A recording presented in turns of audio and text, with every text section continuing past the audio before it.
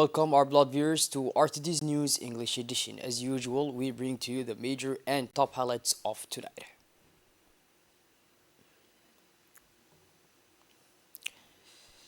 The ambassador delivers a speech for a peaceful and prosperous future. Djibouti at the UN. Impressive demonstration in the Red Sea. Djibouti affirms its maritime power. And on the international scene, humanitarian truce agreement supported by Abbas, Qatar, and Egypt in Gaza. Those were our major and top highlights. Welcome back to our newsroom, our beloved viewers.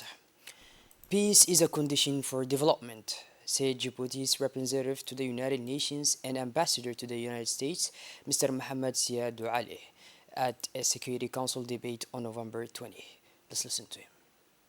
Yeah, an eminent economist once famously said, war retards development, but conversely, development retards war, thus underlining the main proposition that development is central to the prospects of preventing and reducing conflicts. According to some estimates, conflicts cost the average of 30 years of GDP growth, and countries in protracted crisis fell over 20% in overcoming poverty.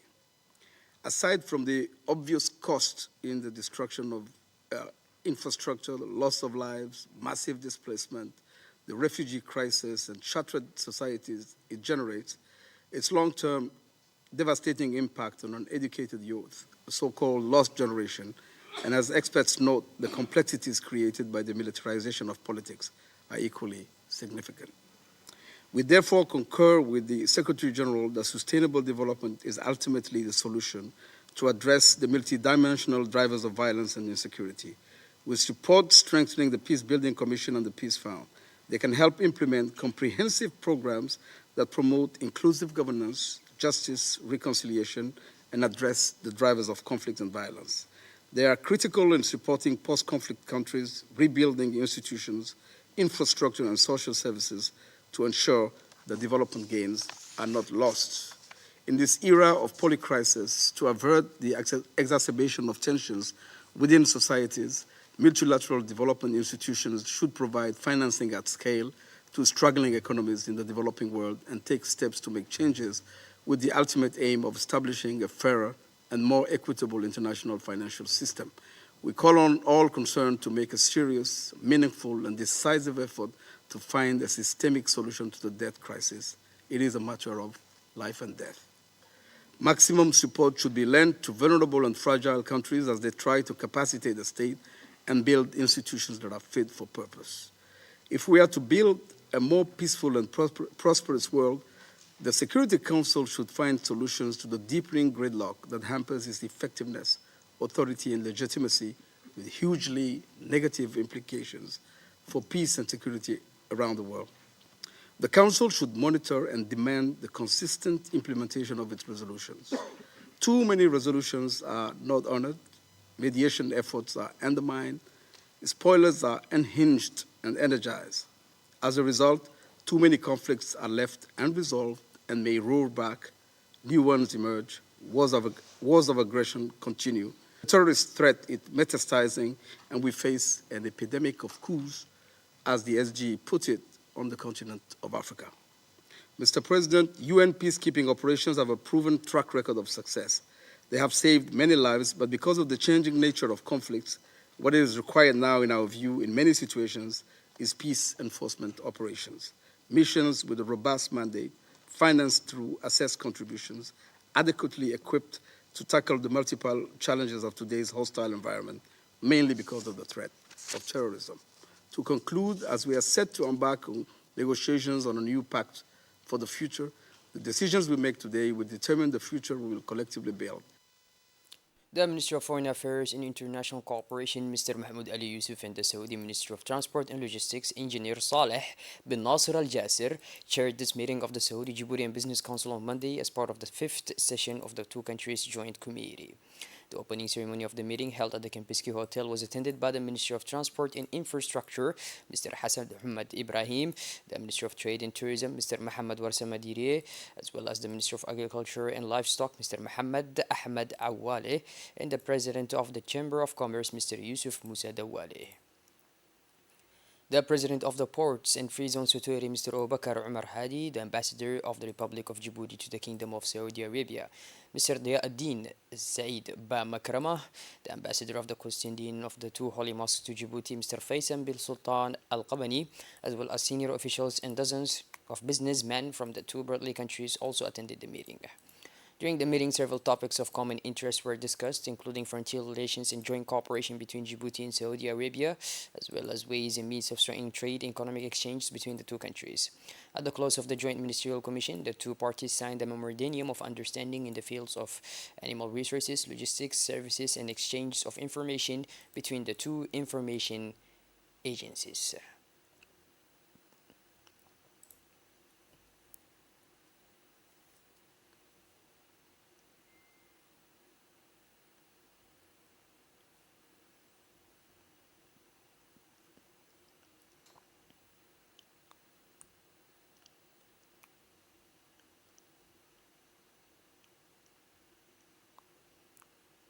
In the run-up to this Friday's hike dedicated to promoting peace in Palestine, a delegation from the Secretary of State for Sports today undertook a crucial visit to Arta, the venue for the march. The delegation led by the Director of Sports, Mr. Abshir Ali Hassan, and the Director of Regions, Mr. Umar Hassan, also included several other officials and executives from the Secretary of State for Sports. The inaugural stage of this preparatory mission was marked by a strategic meeting at the Arta prefecture, while the delegation had the opportunity to hold in-depth discussions with the region's prefect, Mr. Hassan Dabale, and the president of the regional council, Mr. Ilmi Buh. The fruitful discussions focused on key aspects such as the planned itinerary for the hike, emphasizing safety, accessibility, and visual impact. The ministerial delegation, aware of the importance of local cooperation, explored possible synergies with the ARTA authorities to ensure the smooth running of the event. Discussions also covered the necessary logistical resources, underlining the need for effective coordination to guarantee the comfort of participants and the overall success of the ride. It should be noted that the delegation, imbued with this noble objective, demonstrated its commitment to making this hike not only a logistical success but also a powerful statement in favor of peace in Palestine. Today, Wednesday, the Finance, Public Economy and Planning Committee organized a session to discuss the draft amended finance law for the fiscal year 2023. This meeting was chaired by the Parliament member, Mr. Sharmanke Musa, witnessed the participation of the Minister of Budget, Mr. Isman Ibrahim Roble, in the presence of senior officials from his ministry. The session's agenda focused on state revenues and addressed various important topics for public financial management. After in-depth and fruitful discussions, the Finance, Public Economy and Planning Committee intends to continue meeting in the next session.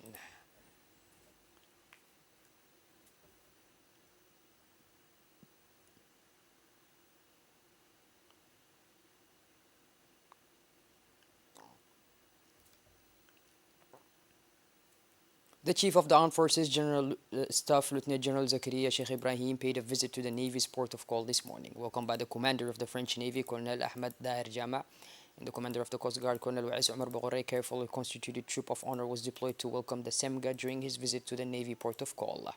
After this first protocol sequence, the Chief of the Armed Forces General Staff took part in the strategy meeting. The Commander of the French Navy gave an executive presentation of the maritime stakes and current challenges in the Red Sea, offering an in-depth analysis of recent events and underlining the Republic of Djibouti's commitment to guaranteeing the security of the Bab el-Mandeb Strait and surrounding trade routes. The working session was attended by a number of senior military officials, including the Chief of the Defense Staff, all the Corps commanders of the Djiboutian, and the Chief of the Logistics Division. Discussions were marked by a shared determination to strengthen operational capacity to meet emerging maritime challenges.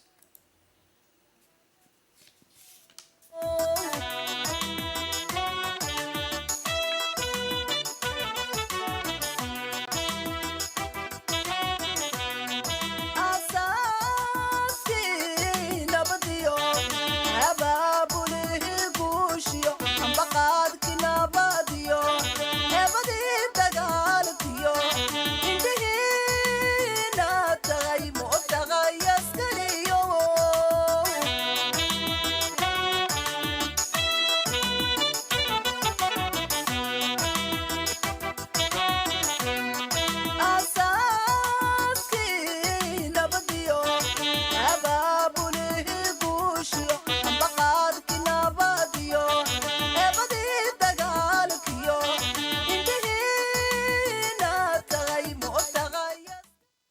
Following the strategy meeting, a large-scale exercise was orchestrated, mobilizing the resources of the Navy and Coast Guard. This operational demonstration highlighted the Republic of Djibouti's undeniable ability to guarantee the security of its frontier waters and beyond. The maneuvers included a variety of scenarios illustrating the responsiveness, coordination, and efficiency of naval and coastal units. This assessment of the system revealed highly satisfactory results, underlining the constant readiness of the Navy and Coast Guard to face complex maritime challenges by demonstrating Djibouti's willingness and ability to ensure regional maritime security. This initiative reinforces the country's strategic position as a key player in preserving stability in the Red Sea region. The Republic of Djibouti thus reaffirms its unwavering commitment to maritime safety and regional cooperation. askari gala arligaynu leenahay eba ugu dharatoon ogada xisaarayay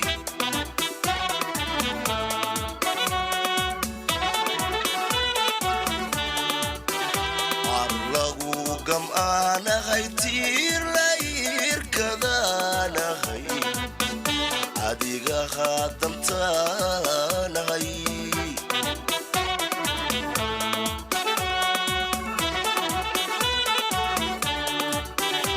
arlagu gam'aanahay tiir la irkadaanahay adiga khadamtaanahay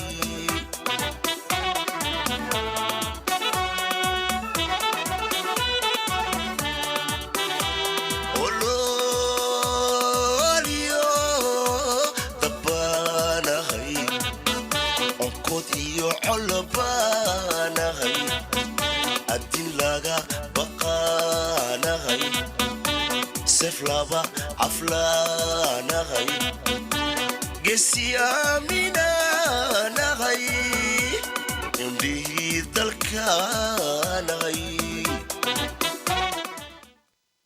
As part of the development of the national energy policy, the Ministry of Energy in charge of natural resources organized a national workshop yesterday morning to validate energy planning studies.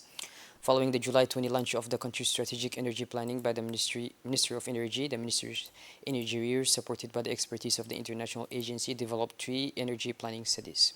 The aim of this workshop is to show what energy information is needed to define as energy policy. The aim was also to submit the results of the studies to the various institutional players. The workshop's recommendations will be presented to political decision makers to endorse the results of the planning studies and then launch work on drafting the national energy policy document and the various sub-sectoral strategies for implementing the policy.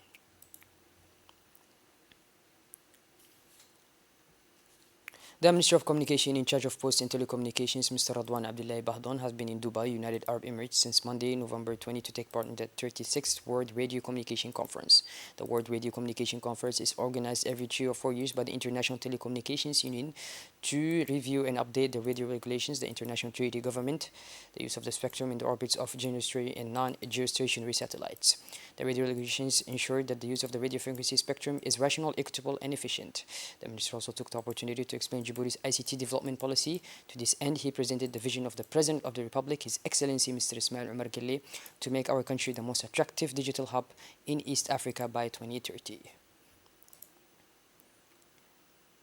Djibouti's National Commission for UNESCO organized a workshop this morning at the People's Palace to develop a national initiative on education for sustainable development. The workshop, which brought together actors working in the fields targeted by global framework for the implementation of education for sustainable development for 2020-2030, such as MENFOP, the Ministry of the Environment and Sustainable Development, the Regional Observatory for Research on the Environment and Climate, was to identify the priority areas on which the national initiatives activities will focus, to identify the activities to be implemented in line with the priority areas selected, and to set up a national working group responsible for the overall coordination, planning, implementation, and monitoring of the national initiative activities.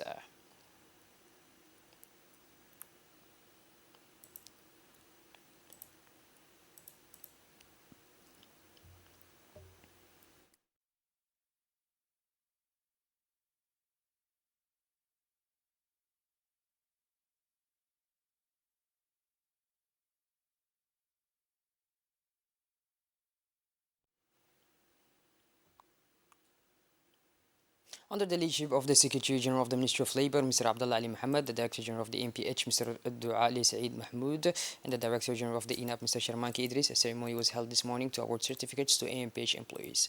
The training provided by Enap for MPH agents lasted 2 weeks. The aim of this training is above all to enable people living with disability to equip themselves with knowledgeable, capable of including them in the social professional sphere. For the disabled, it's more elaborate, inclusive drive that promotes social professional integration for people with special needs. A perfect illustration of the national policy and strategy put in place by MPH to promote and improve the living conditions for disabled people. Finally, it was time for the highlights of the event with the presentation of certificates to the lucky MPH laureates who were visibly filled with the intense joy of accomplishment and achievement. In their speeches, the official congratulated the winners and urged them to be more courageous and professional in a world that demands strength and perseverance.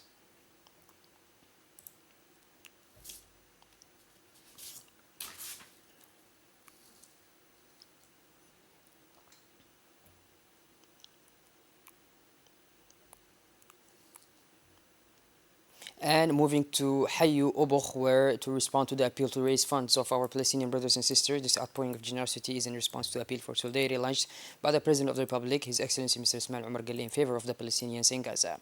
The initiative, named the Yellow Coin for a Young Person in Gaza, symbolizes the hope and tangible contribution of the community to help young people in Gaza. This gesture of solidarity invites all young people, families, and residents of the city to join this noble cause and take part in the fundraising campaign.